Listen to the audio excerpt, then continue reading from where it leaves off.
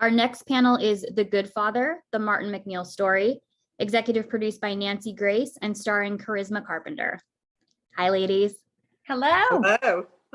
Thank you for joining us. We're going to kick it off with a question from Jay Bobbin. Hello, thank you. Nancy, my question is for you. A lot of what you've done in the TV movie realm, it seems like these are stories you've dealt with in other ways on your other programs and your other appearances. Is this one of those stories for you? Well, yes, as a matter of fact, it is.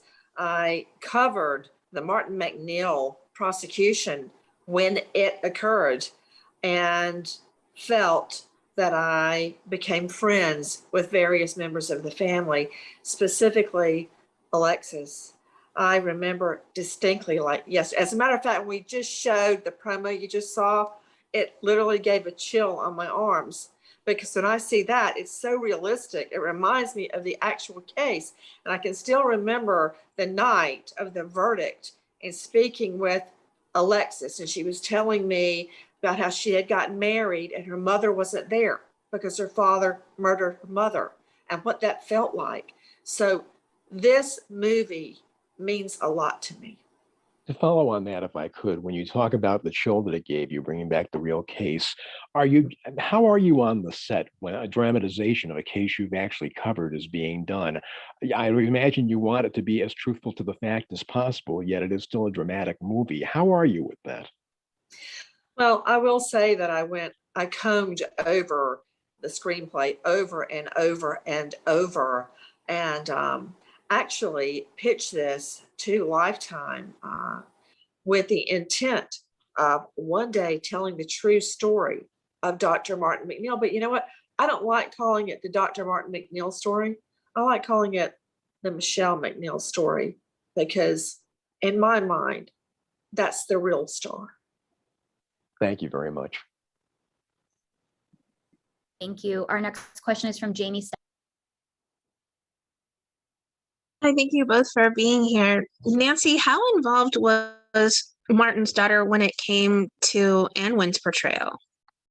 Oh, wow. Well, her wishes and her desires were paramount in my mind, because as I always like to say, and I've said from the beginning of my TV career, these are not stories. They're real. This is a real fact scenario with a real victim who died in the family's bathtub. Her daughters, they had 8 children, 4 natural, 4 adopted. They had no idea what had really happened to their mother. So when we talk about how much Alexis had to do with it, this was the telling of the story through her eyes. So she had a lot to do with it. These are real characters. It's not a made up plot that someone came up with or dreamed up. This is real. And that makes it, in my mind, even more critical that it's true to life.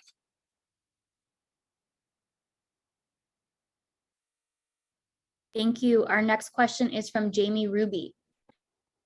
Hi guys, thanks for talking to us. Charisma, what was it that initially drew you to the part?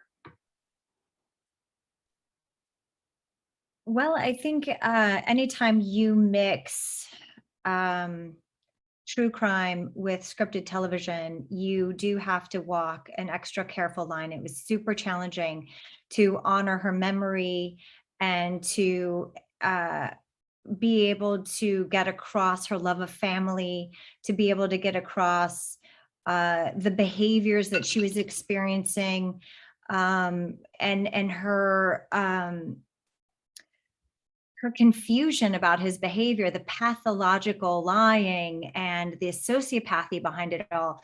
So I feel like whenever you're approaching a character, you have these insights that you bring to the table, but when it's a real life story, you have to take the insights that you understand from whatever the history is of the story. You have to do a lot of reading, a lot of research, and then, you know, the importance of getting that across was a true challenge and something that I took to heart and wanted to pay the utmost of respect to. So that was a new thing for me. Thank you. Thank you. Our next question is from Howard Benjamin. My question is for Nancy. How difficult is it to get life rights? You've taken to task a lot of rip from the headlines stories, and getting the cooperation from the family and the estates. How difficult is that? Well, since I, being a crime victim myself, usually tell stories from the point of view of the crime victim, and I've never had any problem with their cooperation. Very often they want their story told, and not just within the confines of the witness stand. Is it difficult for them to relive this all over again? Yes, it is. It's very difficult for them to relive it. I've had many crime victims that don't want to talk about it. It brings it all back to them, and including the pain that they went through. And that's one thing about Alexis, of many things, that was so significant and so critical in this project, because it did bring back a lot of sadness and a lot of emotion for her. She had to relive, but she did. And I'm so glad she did. Thank you. She was impressive in doing that, and also I think, to add to that is Anwen, it being Alexis's story portrayed by Anwen, it isn't a story of empowerment. It is a story of reclaiming your power and not allowing yourself to be manipulated and gaslighted any longer by this perpetrator, that was unfortunately her own father, who she admired and adored and loved. Mm-hmm. And was well respected in the community and at work and within his church. So, I mean, what a powerful place, what an unfortunate thing to have to be confronted with, but then to understand the strength of character, her perseverance, her desire for truth, to support her siblings while she was in medical school. I mean, this is an incredible person. This is an amazing woman. So yay, to be able to tell this story, because it is, in fact, Michele, it may be her story in that sense, but it's also a story of empowerment, which I could really hold on to and clamp onto, and why I also wanted to be involved. Thanks. Thank you. Our next question is from Luanne Lee. Nancy, I have two questions for you. Okay. What crime were you a victim of? And what are the qualities required for you to decide to take on a project? People think I always wanted to be a violent crime prosecutor. That is not true. I studied Shakespearean literature and hoped to teach at a university level Shakespearean literature. That was my dream. My fiance was murdered shortly before our wedding. I dropped out of school. I lost all interest in being in a classroom or in life, period. I ultimately did go back to school with the aim of becoming a felony prosecutor and helping other crime victims who, I believe, very often, especially women and children, do not have a voice in our system. This story, as I call it, although it is a true fact scenario, was especially poignant to me because not only were the victims women and children, it was at the hands of one of the most prominent men in that social setting, that community, a doctor and a lawyer who manipulated everyone, as Charisma just said very accurately. And they had no voice. And it makes what Alexis did even more powerful, bringing her own father to justice. So when you decide on a project, what does it have to have for you to do it? I've never liked, people often ask me, what's your favorite case? There's not really a favorite murder. I don't know really how to put it in any other words, but I look for a story to be told, a narrative, not a case that's open and shut, to turn a scenario like this into a movie, there must be mystery. The characters must be riveting to grab your attention. And I always think that it requires some sort of a mind twist. For instance, in that community, the last person anyone would suspect molestation or murder would be Dr. Martin MacNeill. Thank you. Thank you. Our next question is from Suzanne.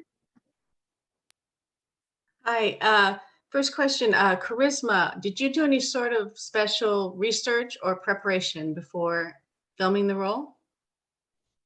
Well, I obviously read up about him and about the family story and the family history, you know, how to get familiar with the story. I didn't know the story personally, so this was an education. Okay, and Nancy, I was wondering, do you know why in the movie there was never any mention made of the fact that they were Mormons and they were in a Mormon community? Well, honestly, that may be significant to some people, but we had so many miles to cover. And I don't believe, in my mind, what religion it was that mattered.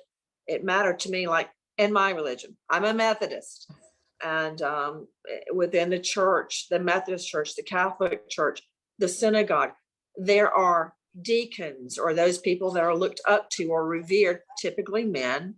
So whatever milieu you may be in, there are those people that are seemingly put up on a pedestal, as he was, not only within his church community, the Church of Latter-day Saints, but within his medical community. I mean, he had been appointed by the governor to run a state facility. This guy was revered by everyone, whether he was Mormon or a Methodist or a Catholic or Jewish, doesn't matter.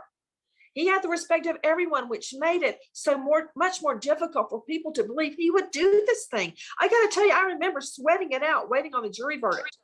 And I was worried that people would fall for him and his con. Everybody else believed him. Why wouldn't a jury? I was worried. You know, you brought up a good point, Nancy, too, the revere of the community and the medical community and his own family. You know, the police department, they didn't take imperative steps to determine her cause of death. They took his word for it. Like, he just said she had an accident, and they didn't, because of who he was, they didn't investigate further. So that's a commentary on our society as a whole. You know, just because you are a prominent figure and it just seems unfathomable that you'd be capable of doing such a thing, it is imperative that people do their job and due diligence. You said that so well, because even in the initial police reports, do you know what Alexis had to do to even get the autopsy re-examined, to just basically pry the police into believing this could have happened? They had to change the determination on that autopsy report. That's like moving a mountain. And also just the fact that the daughter was Alexis, played by Anwen. She was in her dad's corner. It took a lot. She didn't believe her own mom when her mom was trying to tell her things, that things weren't adding up, and he was spending a lot of time away, and he had all these suspicions. You know, it's very common for women to be considered hysterical or paranoid or bitter or jealous, or, you know, all these different things when, you know, our intuition is continually being gaslit and dismissed. And so it's really important that we as a society do consider and trust the matriarchs of our lives, and that we do reevaluate, no matter how high a standard, you know, are, you know, and this can go either way. You know, I'm sure there are prominent women too, but I don't mean to make this anti-men, but to make it the point that predominantly speaking, the patriarchy is not questioned, and it is important that people be heard, especially. You know what, Charisma? You just said a word that really rubbed me the wrong way. What did I say? If I hear one more woman referred to as hysterical, I'm gonna shoot my foot, because I that's mean- exactly how they acted when Alexis tried to tell them her suspicions. They acted like she's been through too much, she's hysterical. She was anything but. Mhm. Yeah, it's difficult to be dismissed that way, especially when you're 100% right. All right, thank you. That is all the time we have today. Thank you guys, Charisma and Thank you. Nancy, so much for being with us today. We really appreciate your time. Thank you. No problem. Thank you. Good to see you, Nancy. Likewise.